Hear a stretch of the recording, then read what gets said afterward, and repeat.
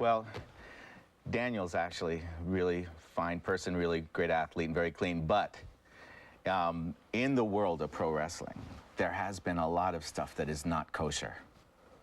That's true. Was that a question? There has been a lot of stuff. Yes, new for a Jew. I'm making my questions in the form of an answer. Okay. Yeah, the heel breaks the rules. The baby face has no choice but to fight fire with fire.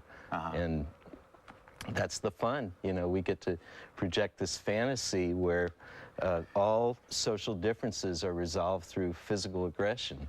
But in order to, which I think what you just said, if you were to go and talk to a fan at a professional wrestling match, they would have put it almost exactly like that. Yeah.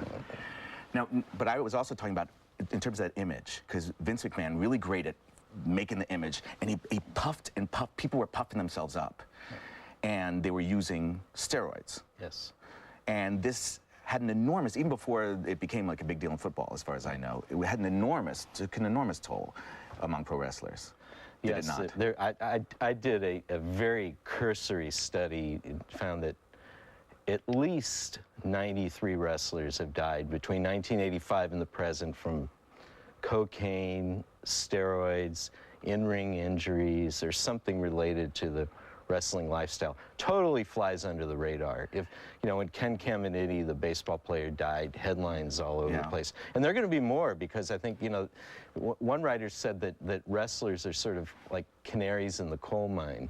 They are precursors of what we're going to be seeing in sports world writ large in the 21st century. And it's not a pretty picture. And again, the irony, as you were mentioning, is that here you have a sport that came out and said, okay, we're entertainment, we script this stuff, and so it's fake, so to speak, except the dangers are even more real.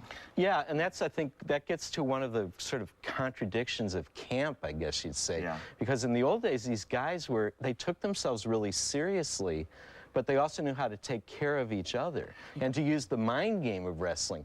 Now that everything's out in the open, there's nowhere to go except how brutal can you get? Can you top this? So chairs give way to thumbtacks, to ramming people into cars, and you know, there's only so much you can do to cushion these gimmicks. Yeah. So it becomes worse. So it gets more and more hardcore, and now it's so hardcore that it's fallen off the map at one end, and you have mixed martial arts, which is not scripted. Yeah, you know? And it's fairly dangerous as well. One of the things that I was really, I guess, found very touching in the book, given my own background with my grandpa and stuff, loving pro wrestling so much, is the old-timers like Bruno Sammartino, like, please say the name again of that champion. Luthez.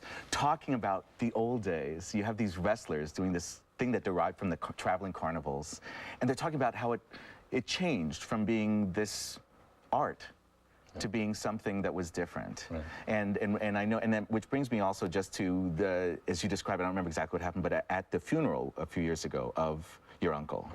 But can you describe that? Well, it was a scene with, it was mostly local people, because my uncle's world was a small one. Although he was an internationally famous wrestling promoter, his genius was knowing how to work the local politicians and hit the cops in his pocket, and the local newspapers, you know, ran anything he wanted, the radio stations. Ah, the good old days. Yeah, you know, not to mention racism. Yeah. Well, there was that too, and and I don't flinch from it in the book either. No. But there's this collection of people at this cemetery in suburban St. Louis, and almost none of them are wrestlers. Luthez showed up late, like an old wrestler. He decided to drive his car straight through on ice-slick roads from Virginia. Cracked up and totaled his car. Showed up late. The old pro wrestler champion drives through over ice to get to the funeral. But I saw my friend, my uncle's old right-hand man, Larry Matisick, and I said, who's that guy over there? He said, oh, that's Moose Miller. He was a cop who was a security guard on Wrestling at the Chase. So I summed it up by saying I felt like I was trapped on the set of Woody Allen's Broadway Danny Rose. And who officiated? Who was the minister? Oh, well, it was co-officiated by a rabbi and by Monsignor Meyer, who was my uncle's good friend and the guy who had delivered the eulogy to President Kennedy on November 22nd, 1963. And he recalled that incident, and he said, who would have thought of something like that besides Sam Muchnick? And all the people said, was great. And you know, my uncle was a very impressive man, but I also have a little perspective on the ironies of people who, you know, don't know what's real and don't know what's fake. In the end, I've decided that Sam Muchnick, Vince McMahon, maybe they're the ones who are authentic and we're the ones who are fake, because they attack the world with zeal, knowing that the coin of the realm was not truth, it was something else. Verisimilitude, I guess, would be the big word for it. But what is real and what is fake? And that's what's fun about wrestling, and that's also what's disturbing about wrestling.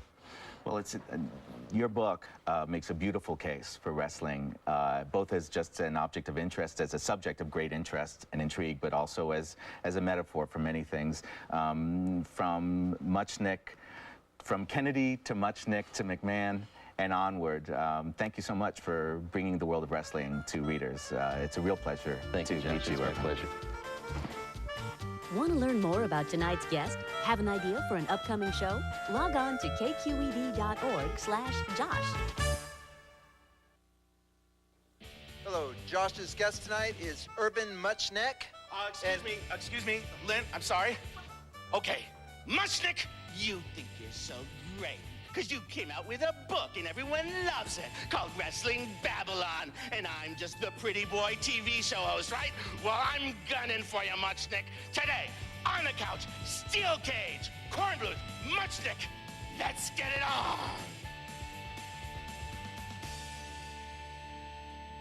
A KQED television production.